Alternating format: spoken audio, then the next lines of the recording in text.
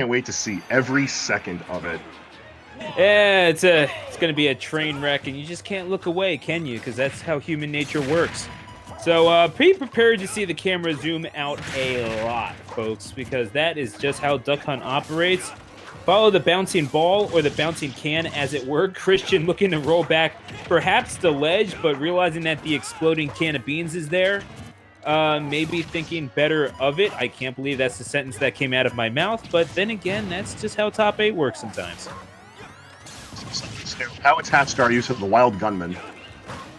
Oh man, not very well attached at all. I believe that is a disjoint, but we are going to have Violet with their many options of attacking. It requires a lot of startup, but then again, it's not like Duck Hunt's rushing you down, is it?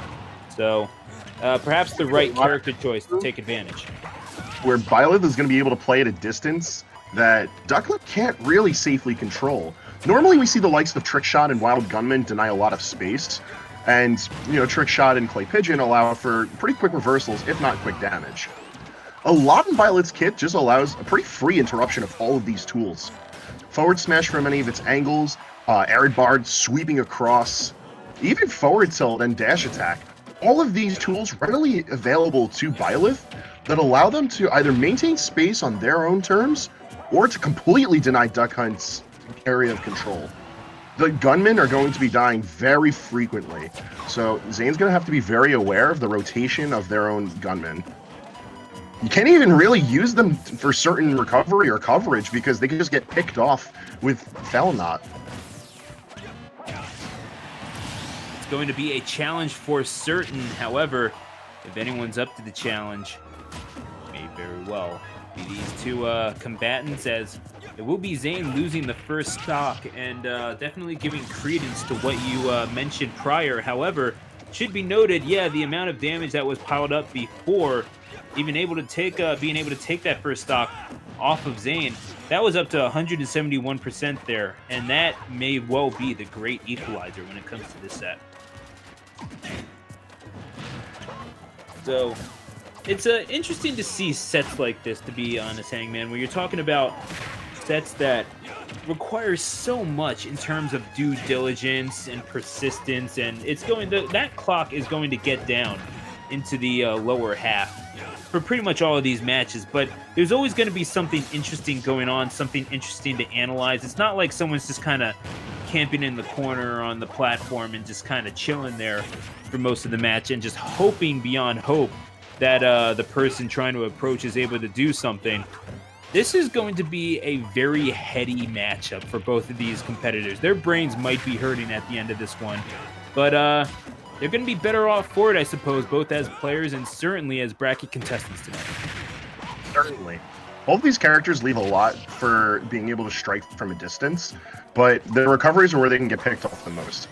One thing we're seeing from Zane that they're regularly setting up, and I think is brilliant, is the way that Trick Shot is being aligned so that it can be popped off stage coming back towards the stage. If done at a certain height, Zane can keep on taking shots of the Trick Shot so that it rides along the ledge, which will be able to intercept the Sword of the Creator.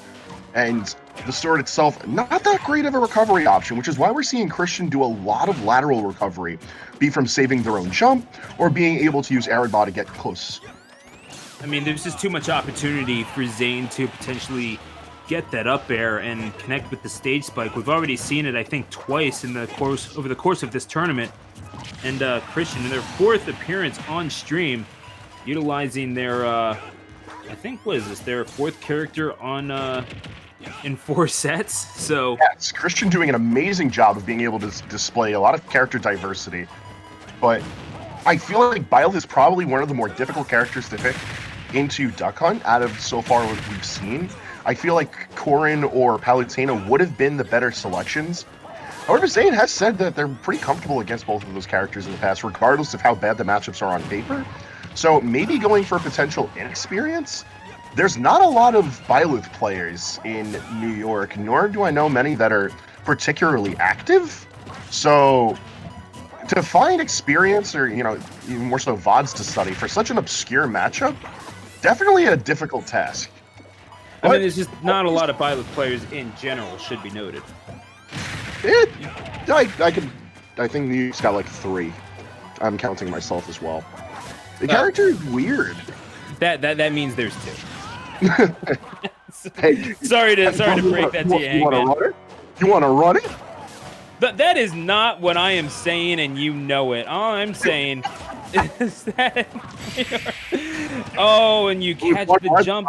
Now on the screen, Zane managing to take game 1 away from Christian, but a very close game 1 at that. Yeah, and so looking over that game number 1, that rather confrontational tone you took aside, it's definitely been one of those things that's you seem to enjoy Duck Hunt play quite a bit, and in fact, you enjoy it so much that you play the character to a certain extent among the plethora of characters that you seem to employ in friendlies and bracket alike.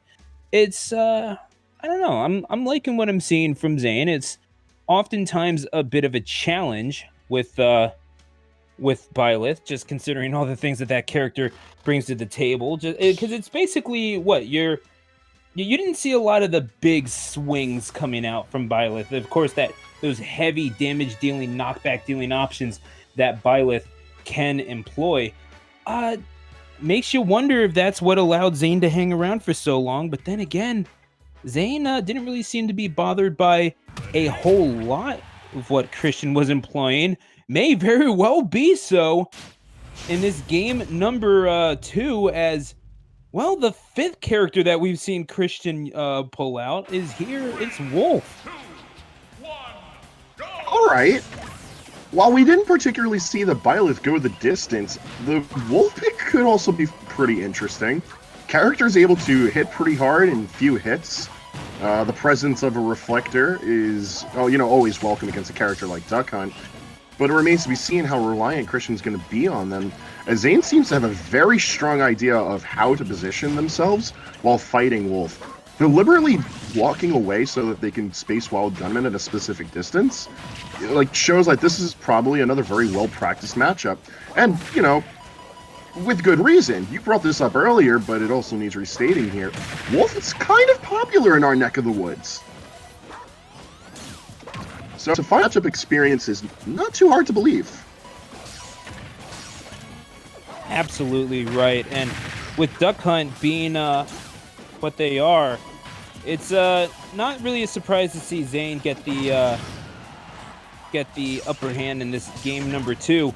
I kind of wonder, maybe, don't get me wrong, I think that Christian is quite a solid player, and certainly what we've seen thus far from them is evidence that bears that assumption. But I don't know, I get the feeling that maybe this counter pick to Wolf might have been a bit reactionary. I think there was plenty that they could have done with Byleth to perhaps neutralize Duck Hunt's game, and it's not like that game number 1 wasn't close, Hangman. Certainly, especially as Christian was figuring out that, forward air and back air are definitely the name of the game when it comes to trying to space alongside Duck Hunt's tools. But it seems that Christian wasn't as confident in the Byleth pick for one reason or another, and it brings us Wolf. But Wolf is pretty box standard as far as approaches can be concerned to Duck Hunt. Use heavy hitting moves to break zone, build up the damage, and then secure your kill. But all of those aspects of play are challenged pretty frequently by Zane, just off the fact that they're putting so much stuff on the screen. Trickshot and Clay Pigeon already putting in plenty of work in this game too, both to build up damage, to interrupt combos, even combo extenders in their own rights. But it is the up smash that manages to bring us to a tight stock count with not too much damage built up on Christian just yet. All in all, not a bad performance at all, what we've seen from Christian thus far, but that thing killed at 50-something%. It do be like that on occasion.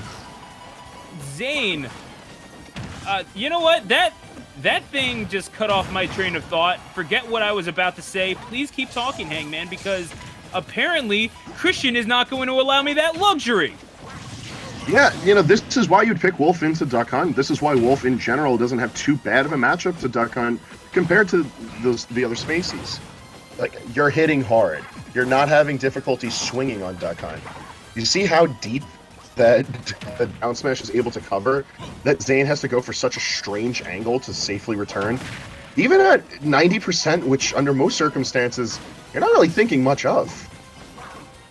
Like, all of that kill power is what really makes Wolf at least to even against Duck Hunt. Because, yeah, you can have hell in a handbasket when it comes to getting into Duck Hunt, but only a few hits and all of a sudden they're within kill range.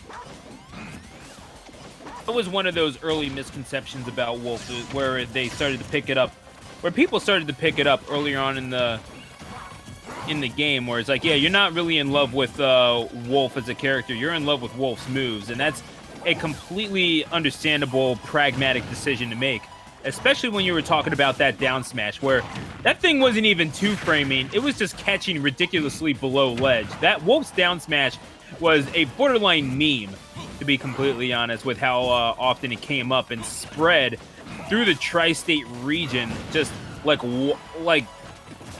absolute butter over toast with the amount of coverage that thing gives you. But sometimes you just got to give them one of those and just call it a day. That is how it is. Oh, beautifully countered though by Zane. The combination play. You can't just be a Duck Hunt and not know a thing or two about how to combo from Can. That is good stuff from